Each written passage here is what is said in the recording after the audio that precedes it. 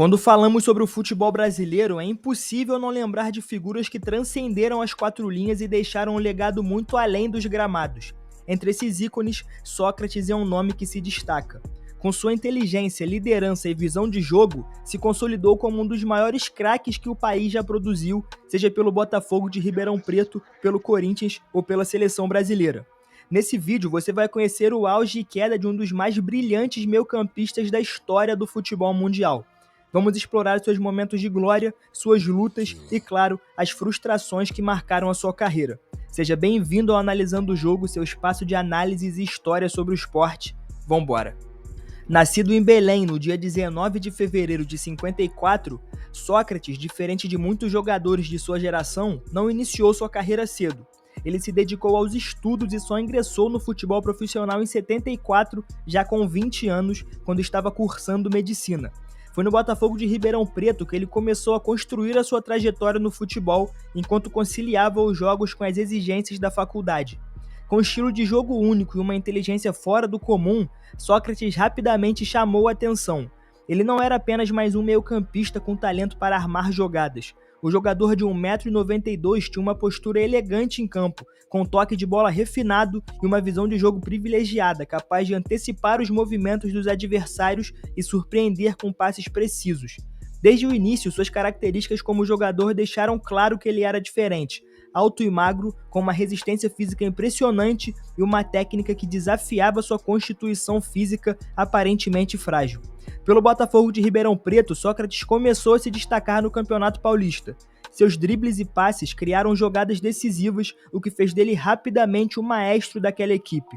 Sua capacidade de controle do meio de campo, aliada ao seu estilo descontraído e a famosa habilidade com o calcanhar, tornou uma figura cada vez mais admirada. Em 77, conquistou a Taça Cidade de São Paulo, a época equivalente ao primeiro turno do Campeonato Paulista.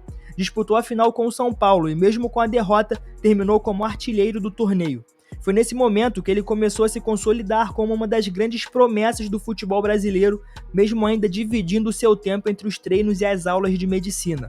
O seu desempenho excepcional no Botafogo chamou a atenção de grandes clubes brasileiros e Sócrates logo passou a ser cobiçado por equipes de maior expressão no futebol nacional.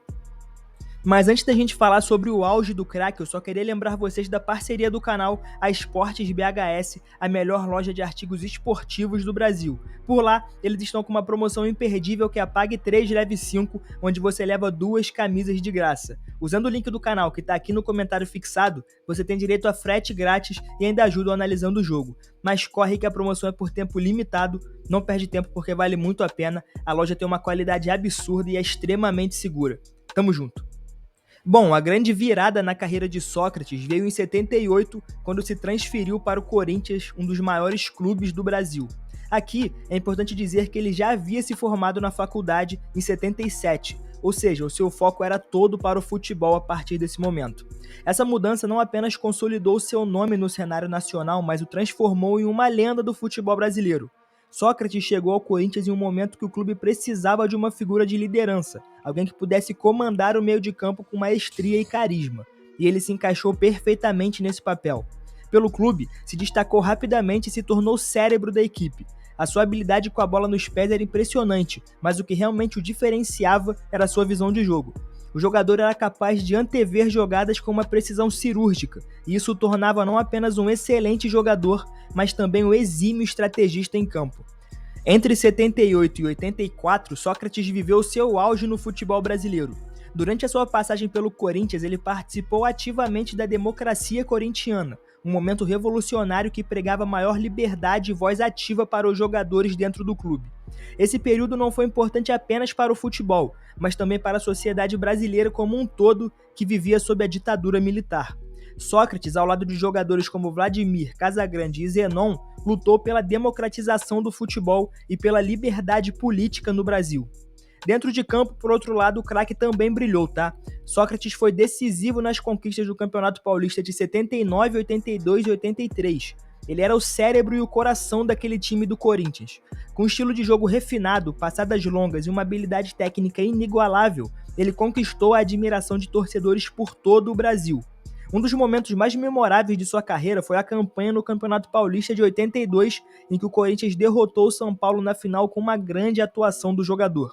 Além disso, foi fundamental em partidas pela seleção brasileira, sendo um dos pilares do inesquecível time de 82, treinado por Tele Santana.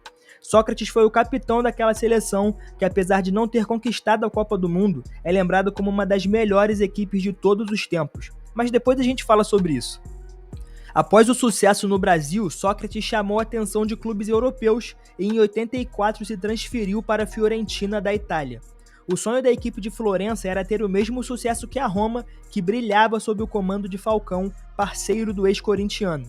A expectativa era alta, afinal, o futebol italiano estava em seu auge e a Série A era considerada uma das ligas mais fortes do mundo. Sócrates chegou com status de estrela, mas a passagem pelo clube acabou sendo frustrante e curta. Durante a temporada 84-85, o jogador encontrou dificuldades de adaptação.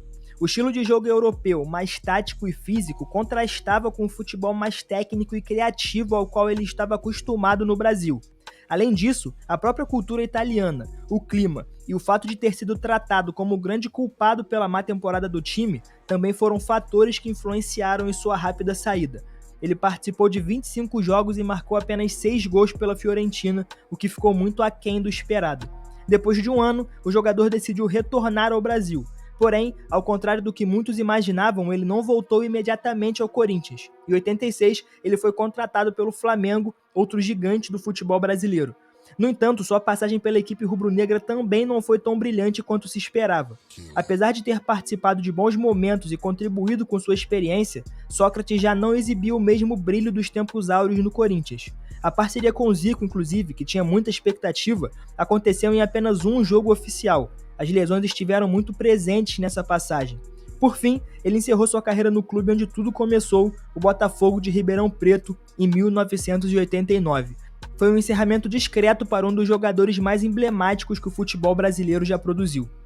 Por fim, Sócrates também teve uma carreira marcante na seleção brasileira. Ele estreou em 79 e rapidamente se tornou uma das peças-chave da equipe. Como capitão da seleção de 82, que citei anteriormente, ele liderou um dos times mais admirados de todos os tempos, ao lado de jogadores como Zico, Falcão e Júnior. O Brasil encantou o mundo com seu futebol ofensivo e técnico, mas acabou eliminado pela Itália em uma das partidas mais dramáticas da história das Copas do Mundo. Sócrates também disputou a Copa de 86 no México, mas dessa vez sem o mesmo protagonismo.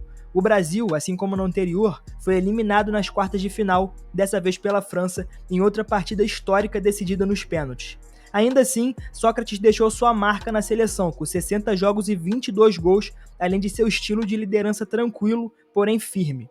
Ao longo de sua carreira, o jogador conquistou títulos importantes, como o Campeonato Paulista, e foi um dos mais influentes jogadores de sua geração.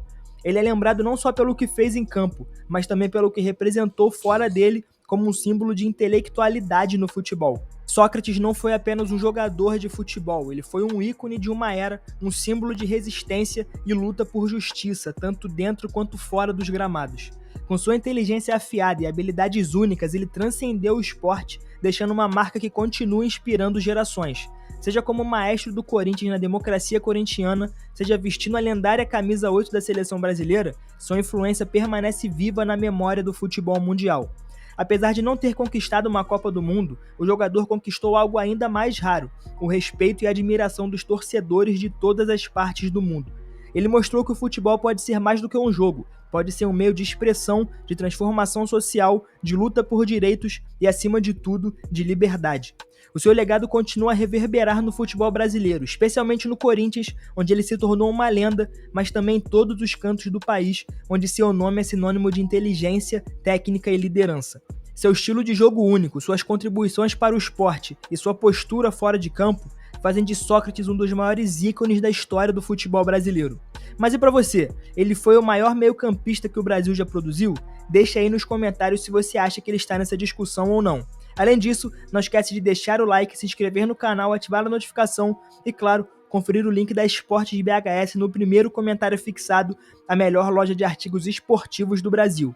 Esse foi o Analisando o Jogo, seu espaço de análises e história sobre o esporte. Até a próxima.